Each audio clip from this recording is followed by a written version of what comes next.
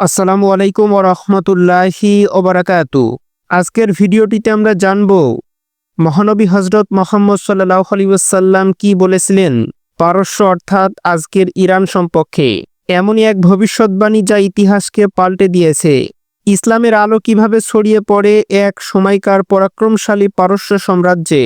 প্রিয় দর্শক, চলুন জেনে নিই একের পর এক ভবিষ্যৎবাণী। পারস্য সাম্রাজ্যের পতনের ভবিষ্যৎবাণী।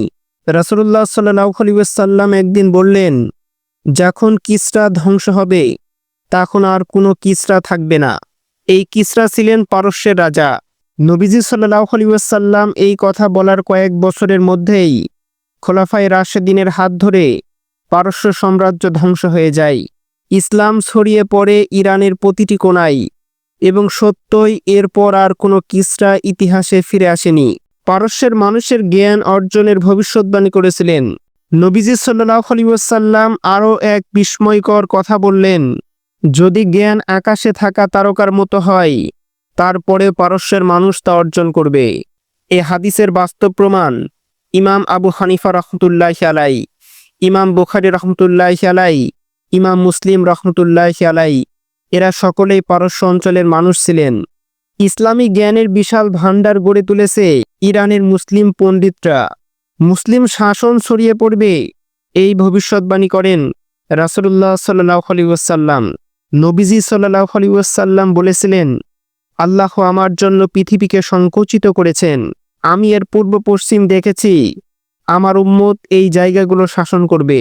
ইতিহাস দেখায় ইসলামের ঝান্ডা গিয়েছে পারস্য থেকে শুরু করে স্পেন পর্যন্ত। পারস্য ইরান হয়ে উঠেছিল ইসলামী সভ্যতার এক বড় কেন্দ্র। মাজুসদের উল্লেখ এবং ইসলাম গ্রহণ। পারস্যদের পূর্বকার ধর্ম ছিল মাজুস বা অগ্নিপূজক। কোরআনে বলা হয়েছে, মাজুস এবং যারা মুশরিক আল্লাহ তাআলা তাদের বিচার করবেন। ইসলামের আলোয় তারা অনেকেই ইসলামের ছায়াতলে আসেন। ইরান হয়ে ওঠে ইসলামের সেবক এবং মহান এক জাতি। আজকের ইরান এবং ভবিষ্যতের ইঙ্গিত। বর্তমানে ইরান বিশ্বে আবার ইসলামী চিন্তা এবং আন্দোলনের কেন্দ্রবিন্দু হয়ে উঠেছে। অনেকে মনে করেন ভবিষ্যতে ইরান এবং পারস্য অঞ্চল আবার বড় কোনো ইসলামিক ঘটনার অংশ হবে, যেমন ইমাম মাহদী আলাইহিস সালামের আগমন, দাজ্জালের সময়ের সংঘাত। এ বিষয়ে নির্ভরযোগ্য হাদিস সীমিত, তাই আমাদের উচিত সাবধানতা এবং অনুসন্ধান করা।